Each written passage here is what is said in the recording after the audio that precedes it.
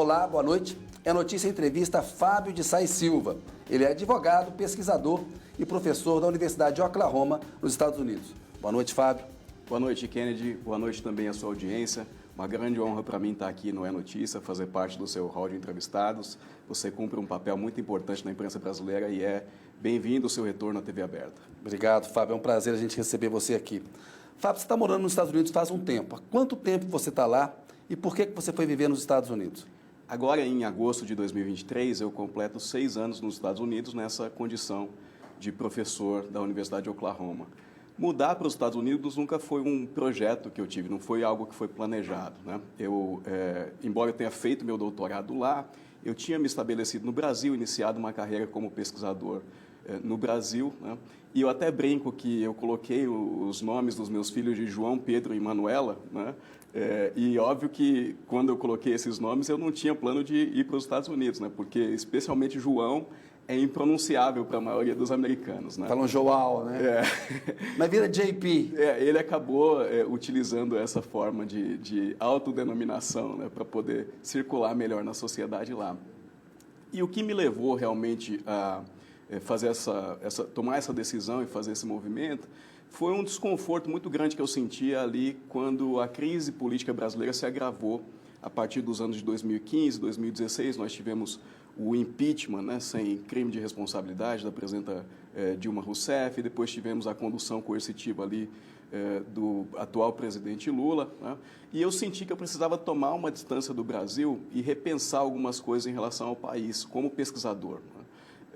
E, sobretudo, na relação entre o sistema de justiça e a política, porque e aí uma confissão que eu faço aqui a você também, a sua audiência, eu tinha uma visão um pouco idealista do sistema de justiça. Eu entendia que o sistema de justiça, embora tivesse seus problemas, né, ele caminhava para funcionar como um vetor de maior democratização do Brasil. E o que nós assistimos ali a partir daqueles anos, né, foi exatamente o sistema de justiça atuando para minar a democracia do Brasil. E eu precisava entender um pouco né, qual era esse descompasso, o que aconteceu com o Brasil, até para utilizar o título de um documentário que você produziu naquela época também. Ô, Fábio, você falou do sistema de justiça. A Lava Jato teve um baita impacto no sistema de justiça brasileira, né? Você tem formação em direito, é advogado, você fez pesquisas sobre a Lava Jato. Por que você fez essa pesquisa? Como é que você chegou a estudar a Lava Jato? Estudar a Lava Jato era algo que estava no horizonte, porque, afinal de contas, a Lava Jato era muito central nesse processo que eu vinha descrevendo para você, né? De uma participação do sistema de justiça na derrocada da democracia. Mas também não era fácil, porque havia já outros estudos em curso, né? Eu gosto muito de dizer que um dos melhores trabalhos que foi feito sobre a Lava Jato nesse período foi da cientista política e também juíza federal, colega do Sérgio Moro, Fabiana Alves Rodrigues, que escreveu um livro que, inclusive, é muito citado pelo próprio Gilmar Mendes no voto dele sobre a suspeição do Moro. Ali ela demonstra várias das inconsistências da operação, os vieses, né, a forma como a operação manipulou um pouco o direito para perseguir objetivos políticos. E a academia, Kennedy, é um pouco um mercado, né? Se você oferece um produto que já existe, você não tem audiência para ele, né? Então, a gente tem que, se for para entrar na análise de um tema, tem que entrar falando alguma coisa nova. E eu tinha dificuldade de achar alguma coisa nova para ser dita em relação à Lava Jato, considerando aquilo que outros colegas já vinham produzindo. Até que teve um evento muito interessante. Eu estava de férias aqui no Brasil, talvez 2018 ou 2019, e estava dirigindo aqui de Brasília para Minas Gerais, visitar a família, com meus filhos no carro. E aí o meu menino pediu água, queria água. A gente procurou no carro, não tinha nenhuma garrafa de água. Eu resolvi, então, parar num posto de gasolina numa cidade muito pequena aí do interior de Goiás, né? E eu parei naquele posto e comprei a água. Quando eu voltei, eu olhei assim na minha frente, tinha um lava-jato na minha frente. Mas era um lava-jato que não era mais um simples lava-jato. Eles tinham adotado toda a cosmética da Polícia Federal, né? Aquelas fontes, as cores, amarelo, preto, cinza. Aí eu olhei para aquilo e falei assim, a Lava Jato, ela entrou na cabeça das pessoas, ela passou a fazer parte da identidade política das pessoas, né? E essa dimensão cultural da Lava Jato na vida política brasileira não tem ninguém estudando. E é isso que eu vou estudar. E aí, a partir daí, eu fiz 2 estudos, né, que tiveram bastante repercussão aqui no Brasil, para minha surpresa, inclusive. Um baseado em declarações dos membros da Força Tarefa a jornais. Eu analisei mais de 1000 páginas e capturei ali o que eu chamo de uma gramática política da Lava Jato. E um outro baseado nas postagens do Deltan Dallagnol nas redes sociais, especificamente no Facebook, entre 2017 e 2019. Mas é nessa parte da pesquisa sobre a Lava Jato, você encontrou ali, no seu estudo, que a pressão do Ministério Público contra o STF, que a Lava Jato fazia para tentar emplacar as teses da operação, ela está na origem desse desdém, desse desrespeito pelas instituições, que a gente viu resultar nos atentados golpistas de 8 de janeiro, né? E tem uma tese de que o DNA da Lava Jato está na raiz desses atos golpistas de 8 de janeiro. Explica para a gente, dos atos golpistas e da ascensão da extrema-direita, que você achou na pesquisa, Fábio. Essa é uma das conclusões desse segundo estudo que eu dizia para você, né, que foi o estudo das redes sociais. O que eu fiz nesse estudo foi pegar todos os posts que tinham Lava e Jato entre 2017 e 2019, e isso deu um total de 75 mil posts, né, e depois de ter limpado toda a base, né, e desses 75 mil, eu peguei o top 1% em termos de engajamento. Então, os 750 posts que tinham maior nível de engajamento nesse período. E quando eu analisei esses dados, eu verifiquei que o Deltan Dallagnol tinha 53 dessas postagens, era quem mais tinha conseguido levantar engajamento falando sobre Lava Jato nesses 2 anos. E aí eu fui analisar o que ele falava e o que os seguidores comentavam, para tentar entender um pouco, né, justamente qual é esse repertório que foi se criando em torno da operação. O que ele falava? O que o pessoal dizia? Desses 53 posts, 11 eram dirigidos ao STF ou a ministros do STF. Numa lógica que eu já tinha encontrado naquele meu estudo de 2020, de colocar a sociedade contra as instituições, né? Porque a Lava Jato precisava um pouco disso, isso era um pouco do método da Lava Jato, inclusive depois disso teve outras pesquisas demonstrando como os procuradores faziam uso das mídias e das redes sociais e dos seus contatos com movimentos organizados, né, na sociedade para colocar os ministros contra a parede, como eles mesmos disseram num dos áudios que foi, dos chats que foi captado pela Vaza Jato, né? E aí tinham esses 11, enfim, tem ali todo um contexto de decisões importantes que o STF ia tomar em relação à Lava Jato, o Dallagnol tentando jogar a sociedade contra a corte ou os seus ministros, e começa a aparecer ali naqueles comentários algumas coisas que para mim foram surpreendentes, né? Porque na minha cabeça elas só apareceriam depois, durante o governo Bolsonaro, como, por exemplo, fora STF, né? O STF precisa de uma faxina, se 200 mil pessoas cercarem o STF, esses ministros vão parar de fazer essas gracinhas, é preciso que os generais intervenham, né, no STF e façam uma limpeza. E foi isso que me permitiu traçar, como eu disse ali nessa entrevista da Folha a qual você se refere, uma linha de continuidade entre a Lava Jato e os ataques golpistas. Porque uma coisa que eu andei falando aí em várias entrevistas posteriores é que quando acontece a Revolução Francesa, né, e isso o Tocqueville escreve a respeito, a queda da Bastilha não é a Revolução Francesa. A Revolução Francesa é todo um conjunto de processos que vem antes e que torna possível, né, aquela invasão à Bastilha e a derrubada de um regime. O 8 de janeiro não é simplesmente um evento que aconteceu num dia, ele tem raízes mais remotas nesses processos políticos dos quais a Lava Jato, sem dúvida, é parte. Ou seja, a Lava Jato é um dos pais dessa criança, desse golpismo aí. Sem dúvida. Ô Fábio, o Dallagnol acabou de perder o mandato de deputado federal dele porque ele tentou fraudar a lei da ficha limpa, né? Eu vivo dizendo que eu acho que é uma ausência que preenche uma lacuna no Congresso Nacional, justamente porque ele é alguém que demoniza a política, né? E usa elementos também da religião, elementos autoritários, elementos até de cores fascistas. Ele gravou um vídeo dizendo que você fez uma campanha contra você nas redes sociais, dizendo que a sua pesquisa não era pesquisa, que você era um militante disfarçado de pesquisador. Isso gerou ataques a você nas redes. Como é que foi lidar com essa campanha e como é que você responde ao Dallagnol? Eu não estava preparado para enfrentar essa campanha, né, Kennedy? Na verdade, eu nem estava preparado para que o estudo tivesse tanta repercussão como ele teve. Sou grato à imprensa brasileira que me deu esse espaço para falar a respeito desse estudo. Mas, como eu disse, aquilo para mim foi novo, até porque eu não sou... eu vejo que você, por exemplo, também sofre muitos ataques nas redes sociais, às vezes, né? Mas você é desse meio, né? Estou com o couro curtido. Exatamente. 2 guerras, Kosovo, Afeganistão e Lava Jato. Exatamente. E eu não tinha, eu acho que todo esse preparo, né? Então, nos primeiros dias ali, eu não sabia muito bem como lidar com isso. Mas, ao fim e ao cabo, o que eu consegui compreender é que o Dallagnol estava confirmando parte do que eu havia identificado na minha pesquisa, né? Porque no meu artigo de 2020, eu verifiquei, por exemplo, que ele tinha esse hábito de demonizar quem pensava diferente, quem criticava, no caso, as 10 medidas. E nesse outro artigo de 2022, eu tinha identificado justamente esse movimento de utilizar as redes sociais para justamente atacar quem ele via como adversários, né? Em algum momento eu me dei conta que eu é que agora ocupava esse lugar aí de ser o algoz dele por alguns dias, né? Ali nas redes sociais, e aquilo, na verdade, me tranquilizou, me trouxe até uma paz de espírito, porque era a minha tese sendo confirmada. E aí, agora em maio... Ser atacado pelo Dallagnol, Fábio, é medalha de honra.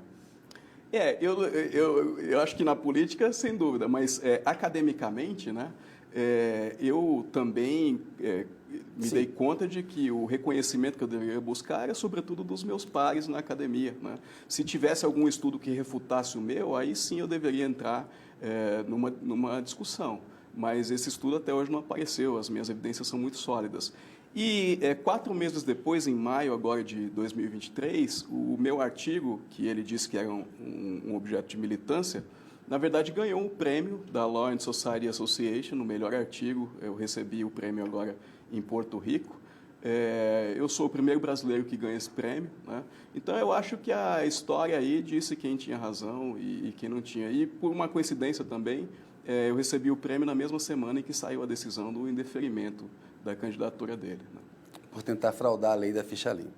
É sempre bom a gente lembrar disso. O Dallagnol tentou fraudar a lei da ficha limpa. Foi por isso que ele perdeu o mandato de deputado federal. Ô, Fábio, quando a gente olha para a Lava Jato, qual que é o legado dela para o Brasil? O que tem de negativo e o que tem de positivo, no seu entender? Eu estudo a Lava Jato a partir de um ângulo muito específico, que é esse ângulo da relação entre justiça e política, né, Kennedy? E para mim, o legado que a Lava Jato deixa nesse campo é fundamentalmente negativo. A Lava Jato piorou o ambiente político brasileiro, inclusive com relação à corrupção que ela visava combater, né? O que a Lava Jato deixou em termos de práticas políticas, a partir do seu ataque ao presidencialismo de coalizão, demonizando, por exemplo, né, que presidentes dessem espaço para outros partidos no gabinete, ou que utilizassem emendas parlamentares, né, para poder formar uma base política, tratou isso tudo como corrupção, né? Isso levou, na verdade, ao orçamento secreto, né, e a um poder maior nas mãos do Centrão no Congresso Nacional, sem falar que a eleição de Bolsonaro também contribuiu para desestruturar todo o sistema de combate à corrupção. A Lava Jato ajudou o Bolsonaro a ser eleito? Ajudou o Bolsonaro a ser eleito e Bolsonaro depois investiu contra toda a infraestrutura de combate à corrupção que o Brasil tinha demorado 25 anos para construir, tá? Houve algo de positivo, Fábio? Só antes de falar sobre isso, quer dizer, tem também alguns estudos que tratam da questão econômica, né? E aí a conclusão é de que a Lava Jato ajudou a desestruturar cadeias importantes, nas quais o Brasil vinha também desenvolvendo, né, um protagonismo, inclusive, internacional. Construção civil, gás e óleo. Exato. Né? Eu tenho alguns colegas que estudam corrupção que eles dizem que a Lava Jato teve um efeito positivo no setor privado, né? E qual que é o argumento aí? É de que as empresas, tendo se dado conta de que elas poderiam ser envolvidas em algum escândalo no futuro e poderiam também sofrer todo esse processo de desestruturação, elas, então, passaram a utilizar mecanismos de compliance dentro das empresas, aperfeiçoaram suas práticas de combate à corrupção internamente, né? Eu acho que até faz sentido esse argumento. Eu não estudo empresas, né? Então eu não sei se é verdade, mas acho que faz sentido esse argumento. De todo modo, se esse foi o contributo da Lava Jato, o preço que a gente pagou, o país, o preço que foi pago foi muito alto no campo econômico e, sobretudo, no campo político, né? Ô, Fábio, para a gente, eu não quero ficar muito fixado na figura do Dallagnol e tampouco na do Moro, mas eles entraram na política eleitoral. O Moro havia dito que jamais entraria na política. Aí ele dá a sentença contra o Lula, depois ele topa ser ministro do Bolsonaro, ele rompe com o Bolsonaro, é eleito senador, está respondendo também lá por questões que podem levar à cassação do mandato dele. Como é que o Moro e o Dallagnol, né, e a gente vê o Moro se expressar no Congresso Nacional, o Gilmar Mendes brinca, fala assim, tem que melhorar a qualidade dos nossos processos de seleção de juízes, porque como é que um cidadão como esse passou no concurso? Né? Ele tem dificuldade até com o vernáculo ali, o ex-juiz Sérgio Moro. Como é que o Moro e o Dallagnol chegaram aonde chegaram? Ou seja, tanto o protagonismo na vida do país, ou seja, a ponto de interferir na história do país. Como você falou, impeachment da Dilma, ascensão da extrema-direita. Enfim, a imprensa ajudou? O CNJ, o Conselho Nacional de Justiça, estava cego? O Conselho Nacional do Ministério Público fechou os olhos para o que esses caras faziam? Sem dúvida, eu acho que não dá para explicar, né, a ascensão dessas figuras sem levar em conta, na verdade, a ascensão deles é o sintoma de uma falha estrutural das instituições, né, porque essas instituições todas que você mencionou, elas tiveram oportunidade de colocar freios à ação, tanto do Sérgio Moro como do Deltan Dallagnol e do próprio Bolsonaro, né, se a gente puder incluí-lo nessa avaliação. Né. Sérgio Moro, quando ele divulgou aquele áudio, que foi captado e divulgado ilegalmente na conversa entre o presidente Lula e a ex-presidenta Dilma, ele teve uma representação contra ele no Tribunal Regional Federal da 4ª Região, o TRF4. Né. O TRF4 tinha ali uma chance de dizer, olha, esse juiz cometeu uma ilegalidade, né, ele já pode ser entendido como suspeito, vai ser afastado dos casos da Lava Jato, e ali, né, teria sido dado uma espécie de um ponto final, né, nesse ativismo que o Sérgio Moro desempenhou na 13ª Vara de Curitiba. O que o TRF4 fez ali foi dizer que, na verdade, a Lava Jato era uma operação excepcional, né, que não seguia, portanto, as normas ordinárias do processo penal brasileiro e do direito penal brasileiro. Em outras palavras, podia quebrar a lei, né? Porque o que o Moro fez foi uma ilegalidade. Exatamente. Né? O CNJ e o CNMP, no rescaldo ali da Vaza Jato, eles poderiam ter instaurado alguns procedimentos. Não precisa utilizar as provas ilícitas da Vaza Jato, mas tem algumas coisas que valeria a pena investigar. Por exemplo, a Vaza Jato revelou que Dallagnol, junto com outros procuradores, estavam tentando montar ali uma indústria de palestras, inclusive utilizando servidores do Ministério Público para ajudar a articular isso. Né? E ele até justificou isso numa entrevista recente ao Roda Viva, dizendo, utilizando ali uma mistura de capitalismo com Bíblia, né? De que não importa o dinheiro que você tem, mas o uso que você faz do dinheiro. Né? Figura perigosa, né? E o CNMP poderia ter aberto uma investigação, verificado os e-mails trocados dentro do Ministério Público, pedido, né, a declaração de imposto de renda do Dallagnol. Importante explicar para a audiência, o Conselho Nacional de Justiça é um órgão de controle externo do Judiciário. O Conselho Nacional do Ministério Público faz um controle externo do Ministério Público. São instituições que têm que investigar o procedimento dos magistrados e dos integrantes do Ministério Público. E essas instituições falharam, né? Começaram a responder muito tempo depois. E a imprensa que você mencionava também, né? Nesse estudo que eu fiz de 2020, eu analisei 10.526 artigos de jornal para chegar àquelas 194 entrevistas com mais de 1.000 páginas dos procuradores da Força Tarefa. E o que a gente mais observa ali é a imprensa, na verdade, servindo para legitimar ao invés de questionar as práticas da Força Tarefa e também do Sérgio Moro. A Rede Globo e o Alecâmbio fizeram assessoria de imprensa para o Moro e para o Dallagnol. Até hoje não fizeram meia-culpa. Podiam, eventualmente, talvez daqui a 25 anos aconteça uma meia-culpa nessa linha aí. O papel da imprensa nesse negócio enfim, mas vamos seguir adiante aqui. O PT sustenta uma tese, o Fábio, de que a Lava Jato teria obedecido a interesses econômicos do Departamento de Estado, dos Estados Unidos, né? Que o Moro e o Dallagnol teriam atuado muito mais em defesa de interesses que beneficiavam os americanos do que realmente no interesse de combater corrupção no Brasil. Qual que é a sua opinião sobre essa tese?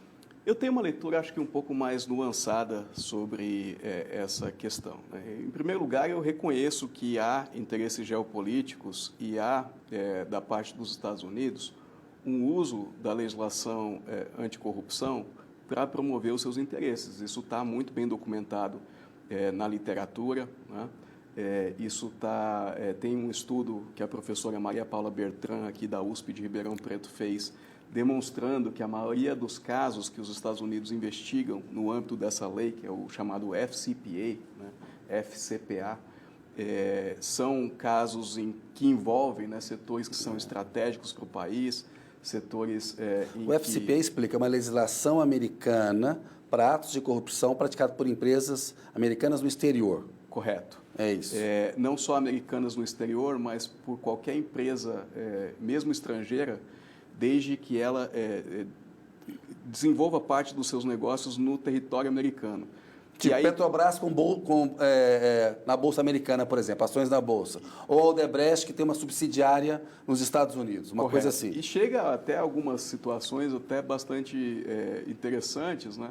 Por exemplo, trocas de e-mails. Já que os e-mails passam por servidores nos Estados Unidos, o Departamento de Estado e o Departamento de Justiça nos Estados Unidos entendem que, portanto, aquele negócio foi conduzido em solo americano para fins do FCPA, ou às vezes as pessoas se encontram num hotel, né, para combinar uma propina, num hotel em Miami, né? O Departamento de Estado e o Departamento de Justiça passam a entender que aquilo atrai a jurisdição americana, né? Portanto, está muito bem estabelecido na literatura que os Estados Unidos faz uso desses instrumentos para fins de defesa dos seus interesses econômicos, né? Daí a dizer que Moro e Dallagnol são fantoches dos Estados Unidos, que agem... agentes da CIA. Agentes da CIA, eu acho que vai um salto grande. Sim. Né? Não é algo que deva ser descartado, mas como cientista social nós não temos evidências para dizer, né, que eles... se colocaram Os americanos nessa estão posição. certos ao defender os interesses deles. As autoridades brasileiras é que têm que defender os interesses do Brasil, né? E nesse caso aí, me parece que teve uma confusão, né? Correto. E eu acho que é isso que é interessante da gente analisar. Por que os nossos procuradores da República, né, o nosso juiz, se prestaram, né, em alguns casos, a colaborações com as autoridades estrangeiras, né? A Vaza Jato sugere que, inclusive, fora do marco legal existente. Né? Isso. Por que eles fizeram isso? Há diálogos, né? Preocupados, porque tem que, em tese, passar pelo Ministério da Justiça, enfim, aí era mais complicado. Você tem na Vaza Jato evidências. Tem algumas teses, né, sobre como isso é feito e o que está por trás disso, né? A gente percebe, por exemplo, que havia um grande encantamento desses procuradores por serem chamados para eventos, por serem chamados para coquetéis nos Estados Unidos. Black tie ali. Às vezes isso pode ser algo que instigue, né? Mas eu acho, voltando para aquela pergunta anterior, né, que você fez, e é isso que me interessa mais, é entender os fatores internos que permitiram a Lava Jato. Porque, fazendo eco aqui ao que você acabou de dizer, os Estados Unidos vai fazer o que é melhor para os Estados Unidos, né? Mas Moro e Dallagnol não chegariam tão longe se não fossem estruturas domésticas que permitissem que eles fossem tão longe. Aí acho que entra a mídia, entra certamente o sistema de justiça, os órgãos de controle, né? E são essas falhas que nós temos que questionar muito mais do que uma leitura, né, um tanto quanto conspiratória de que teria sido algo de fora para dentro. Tem alguma coisa fora, mas o de dentro é tão ou mais importante do que isso. Fábio, em vários episódios da nossa história, Getúlio 54, Jango 64, Brizola 82, a Lava Jato em relação aos partidos políticos e com um foco muito específico no Lula em 2016, 17 e 18, essa questão da corrupção ela era muito utilizada pela imprensa e por uma parte da política, né, esse udenismo da política brasileira, para atacar a esquerda, atacar políticos progressistas em posição de mando e tal. Como que a gente pode combater a corrupção sem fomentar um sentimento contra a política, contra as instituições? Como a gente resolve qualquer problema complexo numa sociedade democrática, Kennedy, mediante reformas incrementais, né, reformas que vão melhorando o panorama e que vão reduzindo o espaço para que práticas corruptas ocorram, que é justamente o que o Brasil vinha fazendo, da Constituição de 88 para cá, né? Ampliando a transparência, né, ampliando os mecanismos de controle, conferindo maior autonomia aos órgãos de investigação, ao próprio Ministério Público, né? E, então, criando um ambiente que fosse um pouco mais avesso à corrupção, né? Eu sempre comparo isso, quer dizer, com o problema da desigualdade. A desigualdade, para alguns, inclusive, é um problema muito mais sério do que a corrupção no Brasil, né? Mas imagina o que aconteceria se um político, ou, pior ainda, um juiz e um conjunto de promotores, né, dissessem, não, para combater a desigualdade nós vamos violar as leis. Então nós vamos expropriar aqui o estúdio da Rede TV, né, porque afinal de contas aqui dá para alojar um conjunto grande de pessoas, né? Então vamos violar a legislação, vamos violar os direitos de propriedade, né? Isso seria um escândalo, isso seria o pesadelo aí dos bolsonaristas de achar que, né, o Brasil estaria virando aí um país comunista, né? Por que a gente não faz isso com relação à desigualdade, mas aceita fazer com relação à corrupção? Violar leis, né, violar direitos que estão na Constituição em busca de um bem maior, né? Isso não é o caminho, né? Não, é autoritário, né? Isso dá Exatamente. Ô, Fábio, olha só, vocês têm lá em Oklahoma o Centro de Estudos Brasileiros, lá na Universidade de Oklahoma. Você conduz isso lá.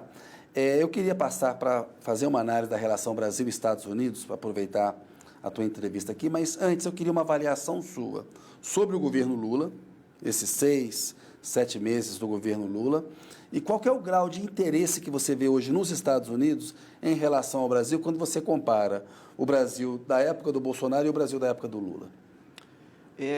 Com relação à avaliação do governo Lula, em primeiro lugar, a gente tem que compreender os desafios que o governo Lula enfrentou. O cenário que o Lula 3 enfrentou é muito diferente do cenário que o Lula 1 enfrentou. Para começar, nós tivemos uma tentativa de golpe de Estado na primeira semana de governo. Nenhum outro presidente assumiu tendo que enfrentar ameaças ao seu próprio exercício do cargo, né? Em segundo lugar, nós temos uma degradação absoluta das políticas públicas no país. Eu assisto aqui o seu programa, vejo, né, alguns ministros aqui participando e relatando um pouco o que eles estão fazendo, e há um trabalho de reconstrução de muitas políticas, inclusive políticas em áreas em que o Brasil era uma referência, como, por exemplo, vacinação, ou mesmo o combate ao desmatamento, mediante lá o PPCDAN, que o Bolsonaro simplesmente desestruturou, né? Nós temos também uma degradação do sistema político, como eu dizia. O poder hoje está muito mais concentrado no Congresso, a partir das reformas que ocorreram em relação ao orçamento, à execução do orçamento, né? E dentro do Congresso, nas mãos do Centrão. O presidente hoje tem as mãos um pouco mais amarradas, né, para pautar as coisas e para fazer as coisas acontecerem. E nós temos ainda um problema fiscal, né? O Lula assumiu sem condições de poder implementar aquilo que ele tinha prometido na campanha, tanto assim que foi obrigado a negociar, também um caso inédito, um presidente negociando uma PEC de transição, ainda fora do poder, né, mas dialogando com o Congresso para tentar viabilizar um orçamento que minimamente desse conta, né, de atender as expectativas da população ali, que eram imediatas e que tinham sido colocadas no processo eleitoral. Então, é um desafio muito grande, né? Mas a minha avaliação é de que Lula tem se saído muito bem. Os indicadores da economia, né, estão sendo muito positivos, a inflação está caindo, o dólar caiu, né? Os níveis de emprego no Brasil também estão bons, né? Eu, quando vim passar as férias aqui no Brasil, o dólar estava R$ 5,00, né? Agora, no meio das férias, o dólar está a R$ 4,75. Isso é muito ruim para o professor americano, mas acho que muito bom para o Brasil, porque ajuda também a derrubar a inflação, aumenta o poder de compra da população, né?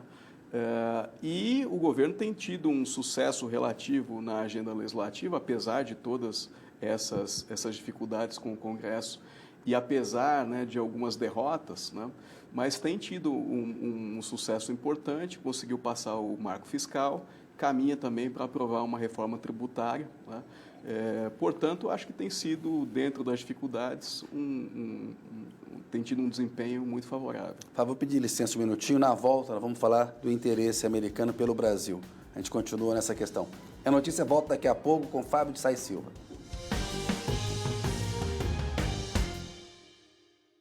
Olá, a notícia está de volta com Fábio de Sais Silva. Ele é advogado, pesquisador e professor na Universidade de Oklahoma, lá nos Estados Unidos, onde há um centro de estudos brasileiros coordenado por ele. Ô Fábio, fala do interesse que há hoje nos Estados Unidos em relação ao Brasil, no governo Lula, quando você compara com a época do Bolsonaro. Bom, Kennedy, na verdade eu fui contratado para ir lá para os Estados Unidos porque havia muito interesse que foi construído ali nos anos 2010, né, e eles estavam, inclusive, com uma operação aqui no Brasil, tinham alugado uma sala de aula no Leblon.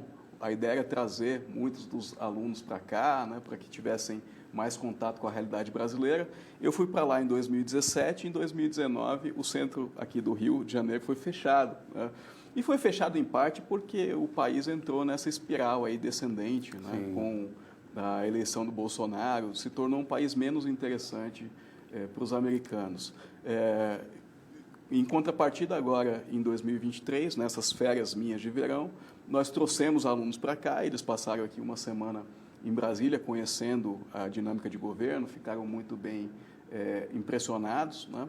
E eu também estou trazendo uma missão de cientistas que estão muito interessados em contribuir, fazer parcerias, né, sobretudo na área ambiental, preservação da Amazônia. Então, acho que isso desperta mais atenção para o Brasil na cena internacional? Governos democráticos e que são comprometidos com preservação ambiental, com combate à pobreza, né, com esses objetivos, sem dúvida, são muito mais atraentes, sobretudo para o público universitário americano, né?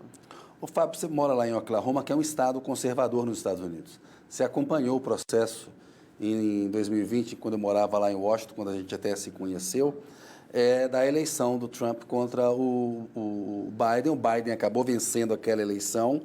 Aqui no ano passado, o Lula venceu o Bolsonaro. Que semelhanças e diferenças você vê nesses dois processos, o americano e o brasileiro?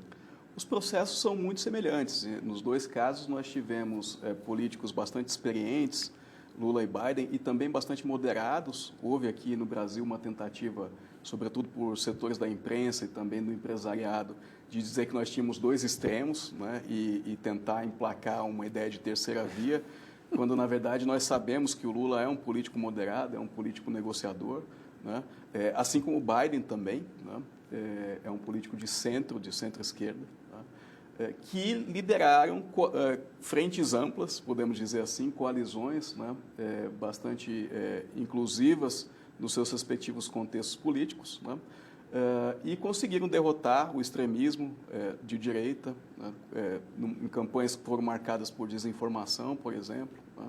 Me parece, eu acompanhei, que a imprensa americana entendeu melhor do que a brasileira o risco da ameaça da extrema-direita e que tem também a questão do fator militar, né? Me lembro, em 2020, o Trump com um discurso golpista e os militares americanos muito legalistas, coisa que a gente não vê aqui, né? Diferenças que você vê, se você acha que tem uma diferença do papel que a imprensa americana desempenha, a gente sabe que tem uma Fox News lá, que apoia, que ecoa, inclusive fake news, mas que imprensa e militares nos dois países desempenharam nesses dois processos? Sem dúvida, a imprensa americana é muito mais liberal nesse sentido, né, na linguagem que eles mesmos adotam, né. O liberal, no caso, é diferente do liberal aqui no brasileiro, né? Seria mais para progressistas. Agora, os militares realmente é um ponto de distinção interessante que você traz, né? De fato, e nós estamos acompanhando aí a partir da CPI dos atos golpistas, os militares brasileiros, não pela primeira vez, né, flertaram com o golpismo, fizeram parte ali de processos que visavam desestabilizar e suplantar um governo legitimamente eleito, né. E eu acho que isso se deve a duas coisas, fundamentalmente, e falo isso sem ser um especialista em relações civis militares, né, que era um tema muito clássico dos estudos latino-americanos aí nos anos 70, 80. Mas me parece que há dois fatores aí que diferenciam o Brasil dos Estados Unidos nisso. O primeiro é a doutrina militar nos dois países, quer dizer, a doutrina militar americana entende que o papel das Forças Armadas é proteger o país contra inimigos externos. A doutrina militar brasileira, que foi elaborada aí no contexto dos anos de chumbo, né, é de que o papel dos militares é proteger o país de inimigos internos. Né? Como se fossem tutores da vida civil, Como o que não tutores, são, que não podem ser. Né? E há uma outra questão que é importante a considerar, que é o fato de que o Brasil teve uma chance de passar essa história limpo, de responsabilizar os militares, né, e de reposicionar, portanto, essas relações. Mas acho que desperdiçou essa chance. Golpe de 64, né? Você está falando, quando tem a redemocratização. A lei de anistia em 1979, que depois foi tida como constitucional pelo STF, e a própria reação dos militares contra a Comissão da Verdade, que seria ali, né, uma espécie de um ensaio de compreensão do papel das Forças Armadas, mas que eles também não deixaram ir até onde poderia ter ido. Fábio, eu queria aproveitar a tua experiência lá para dar uma avaliação para a gente. No Partido Democrata, parece que o Biden vai ser mesmo o candidato. Se está consolidado, se é isso, que dificuldades que ele está enfrentando, que lições que ele pode dar para o Lula, por exemplo, que enfrenta um processo semelhante, e depois vamos falar dos republicanos. Mas analisa primeiro o Partido Democrata. Não vejo hoje alguém que possa concorrer em pé de igualdade com o Biden nas primárias democratas. Né? Toda semana eu acompanho para saber se tem alguém. Acho que ele não deve encontrar nenhum adversário à altura. Biden teve um sucesso legislativo muito grande, conseguiu apoio dos republicanos para passar algumas medidas importantes, medidas que levam à reindustrialização dos Estados Unidos, no seu conflito com a China. A tal agenda bipartidária lá, né? Ele conseguiu o apoio da oposição para tocar essa agenda também dele. posiciona o país ali no caminho de uma economia verde. Né? Além disso, o Biden também tem um trunfo, os democratas têm um trunfo nessa eleição, que é a agenda do aborto. Isso foi algo que os republicanos buscaram, nomearam lá uma maioria conservadora na Suprema Corte. A maioria conservadora da Suprema Corte reverteu o precedente que considerava o aborto um direito constitucional, e isso gerou uma reação muito grande das bases, não apenas democratas, mas também republicanas. Ou seja, houve uma tentativa republicana de restringir o direito ao aborto nos Estados Unidos. Eles, na verdade, conseguiram via essa decisão tomada por juízes da Suprema Corte, indicados sobretudo por Trump. Né? Mas isso gerou uma reação, uma mobilização muito grande, que foi um dos fatores que explicam, né, o relativo sucesso eleitoral de Biden nas eleições de meio termo, e que posicionam ele muito bem também nessas eleições para o ano que vem, 2024. Exato. Partido Republicano, estamos chegando aqui no final do programa, temos 5 minutinhos só. Queria que você analisasse. O que vai dar no Partido Republicano? O Donald Trump vai conseguir ser candidato em 2024? É o Ron DeSantis, governador da Flórida, quem pode tomar o lugar dele? Pode pintar aí um nome novo? Aí há claramente essa competição entre Trump e DeSantis, né? Por enquanto, o Trump está francamente na frente, como favorável. Né? Me parece que esses processos que têm sido abertos contra o Trump têm cumprido um papel, na verdade, de reforçar a liderança dele dentro do partido. O Partido Republicano hoje é muito conservador, né? Então as pessoas de fato abraçam essa ideia de que se trata de uma perseguição judicial contra ele e, na verdade, reforçam a sua lealdade ao Trump. E quem vai ganhar a eleição, Fábio? Nunca é possível prever quem ganha a eleição nos Estados Unidos. Eu acho que os democratas ganham no voto popular, mas o sistema de colégios eleitorais e, sobretudo, o trabalho que os republicanos têm feito para conseguir controlar os processos eleitorais em alguns estados, eles dificultam muito a nossa capacidade de prever. No final, fica por conta de 2 ou 3 estados que são decisivos. Você tem muita experiência nisso, porque cobriu lá as eleições passadas. Arizona, Georgia, Wisconsin, Pensilvânia. Exatamente. Né? Enfim. A gente vai passar, não à noite, né, mas vários dias ali esperando finalizar a contagem dos votos. Ô Fábio, chegamos aqui no finalzinho do programa, tem o pinga-fogo, queria que você respondesse sucintamente. Vamos lá. Getúlio Vargas.